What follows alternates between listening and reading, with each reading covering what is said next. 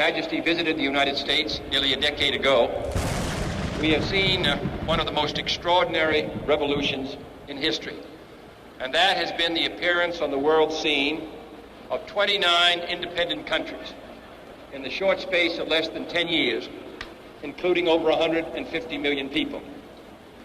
The conference recently held in His Majesty's capital served, I think, to bring together in a great cooperative movement the people of most of these countries. And the success of that conference was due in no small part to the leadership of our distinguished guests. On the 23rd of May, 1963, African leaders gathered in Addis Ababa, Ethiopia, to convene a historic conference that would help determine the fate of millions of Africans, both born and unborn. Emperor Haile Selassie of Ethiopia welcomed more than 30 leaders of newly independent African states with the ambition of forming a continental organization dedicated to African unity. Many observers were skeptical. Since 1958, repeated attempts had been made to forge an alliance among independent African states to collectively address shared political, economic, and security challenges. These efforts had consistently faltered.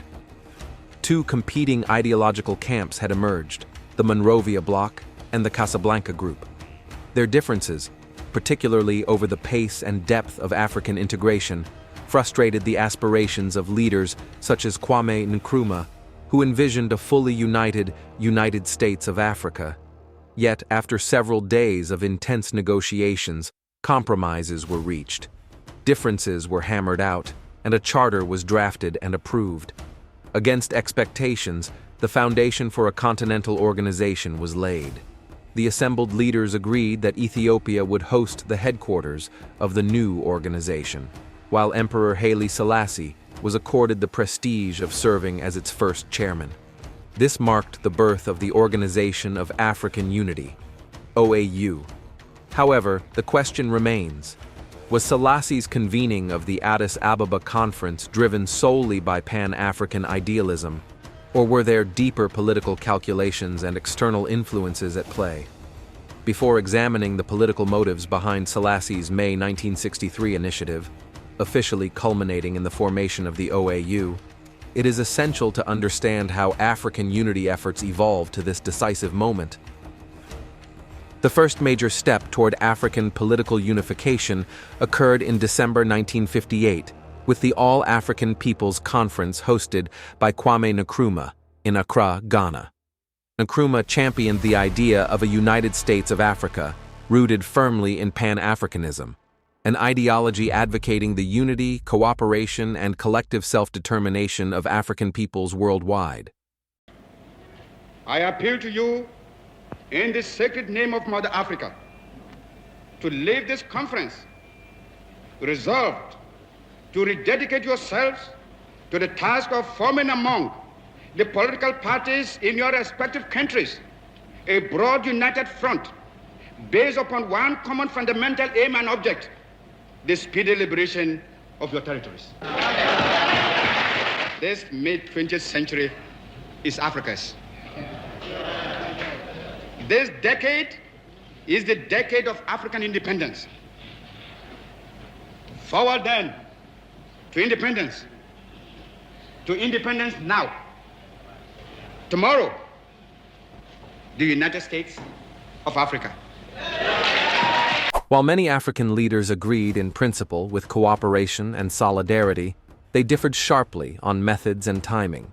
On one side stood the radicals, Kwame Nkrumah of Ghana, Sékou Touré of Guinea, and Gamal Abdel Nasser of Egypt.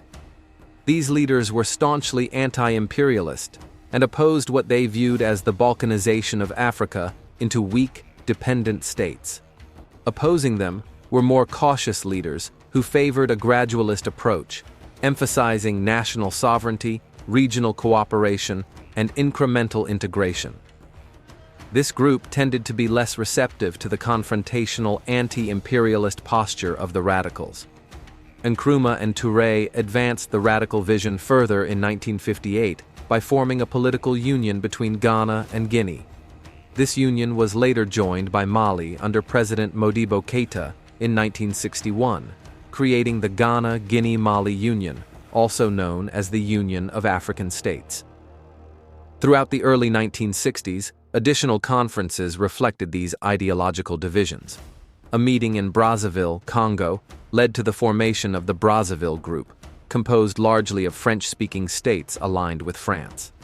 In May 1961, a conference in Monrovia, Liberia, resulted in the formation of the Monrovia Bloc, which emphasized state sovereignty and non-interference. Meanwhile, the Casablanca Group, formed after a meeting in Morocco, represented the radical camp led by Nkrumah, Nasser, and Touré. Eventually, the Brazzaville Group would align closer to the Monrovia Group, resulting in two competing blocs, the Casablanca and Monrovia.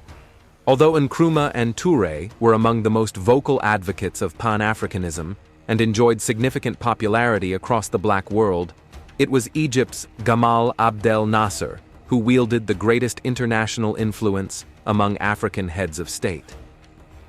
Nasser's appeal extended well beyond Africa into the Arab world, where he was regarded as a symbol of anti-imperial resistance and Arab nationalism.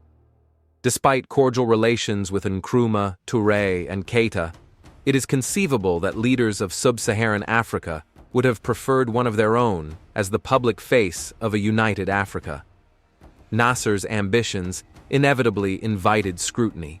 He was less ideologically Pan-African than his West African counterparts and appeared to embrace Pan-Africanism as a strategic extension of his broader geopolitical vision, one that blended ideology with power and prestige. Nasser's popularity and aspirations led to what became to be known as Nasserism. Nasserism was a political ideology centered on Arab nationalism, anti-imperialism, and state-led socialism. It emphasized nationalization of key industries, social welfare reforms, military strength, and resistance to Western dominance. While Pan-African solidarity formed part of Nasser's rhetoric, his primary objective was the consolidation of Arab unity under Egyptian leadership. His vision materialized most clearly in the formation of the United Arab Republic, UAR, between Egypt and Syria in 1958, though its collapse in 1961 revealed the limits of his influence. Nasser's growing stature alarmed several states, notably Israel and Ethiopia. Israel feared Nasser's ambition to unify Arab states into a single power bloc hostile to its existence.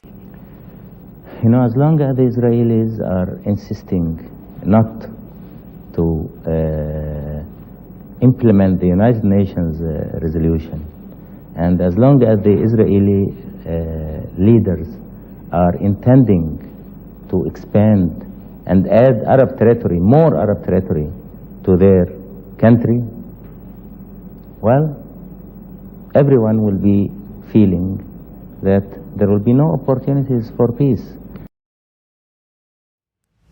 Ethiopia shared similar anxieties. As a predominantly Christian nation surrounded by Muslim-majority states, many aligned with Arab nationalist causes.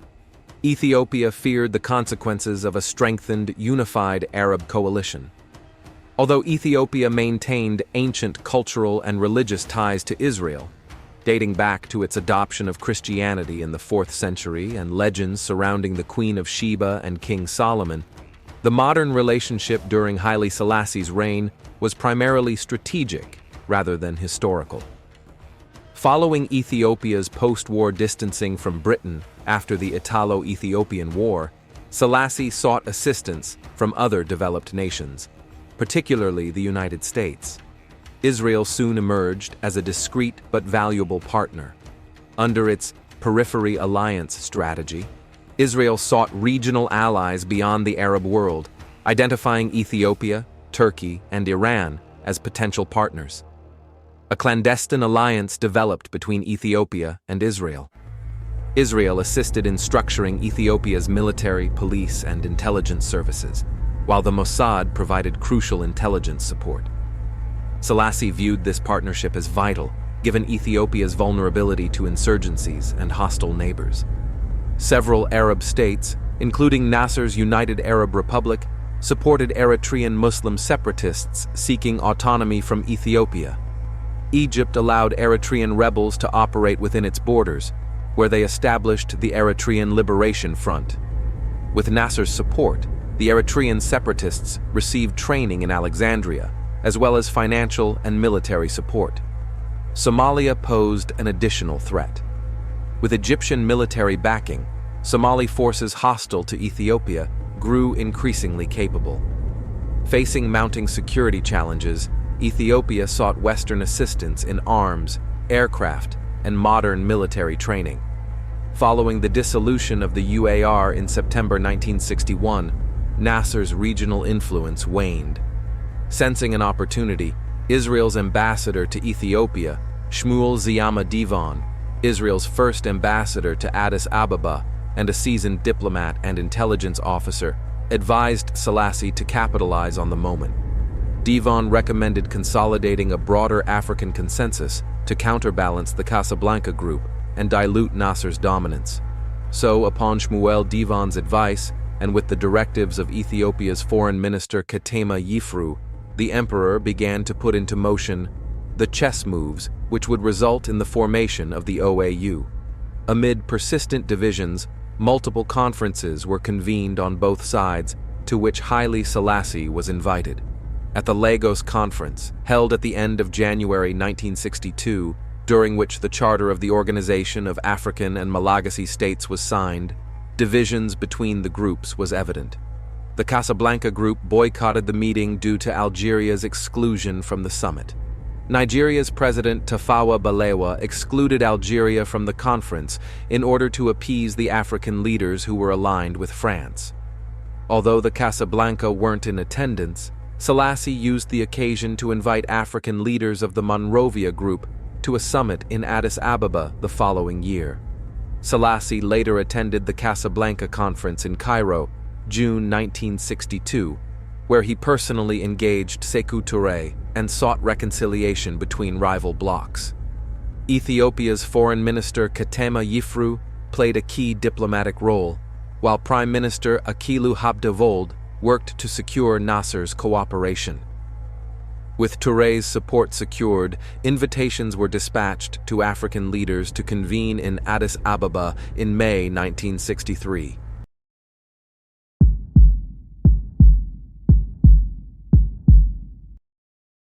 By the end of May 1963, African leaders assembled in Addis Ababa. Despite lingering mistrust and ideological divisions, they set aside differences and formally established the Organization of African Unity. Publicly, unity prevailed. Leaders exchanged handshakes and pleasantries, projecting an image of solidarity. Careful not to offend Nasser, Emperor Haile Selassie excluded Israel's ambassador, Ziyama Divan, from the opening gala of the OAU summit. Divan was the only ambassador in Addis Ababa who wasn't invited. Even when it emerged that the car assigned to Nasser in Addis Ababa was fitted with tires from an Israeli-owned company, Nasser responded diplomatically. Upon returning to Egypt, he halted ELF training operations and expelled Eritrean rebel leaders to Damascus. Nasser continued his show of pleasantries when he had the emperor as his personal guest during the 1964 OAU summit in Cairo. Evidently, the formation of the OAU and it being headquartered in Ethiopia was a win for both Selassie as well as the State of Israel. Nasser's influence in Africa has been tapered, and further, his involvement in the 1962 war in Yemen diminished his influence in the Arab world. On the surface, African unity appeared firmly underway. Yet beneath this carefully managed facade, unresolved tensions and competing interests continued to simmer, forces that would later prove deeply consequential.